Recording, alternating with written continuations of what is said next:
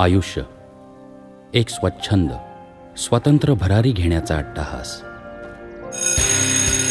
एक शिक्षण, college, fast life, fast cars, fast bikes, fast सर्व काही. राजश्री राजेश शिर्के. हा मायक्रोमिनी आहे ना, एखाद्या पुरुषाचं किंवा माणसाचं कॅरेक्टर अतिशय छानपणे जज करू शकतो. एक मॅड फिलॉसॉफी.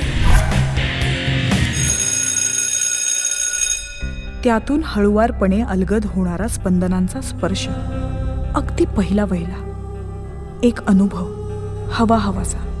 प्रेम म्हणजेच आयुष्य, जगण्याचा खरा अर्थ.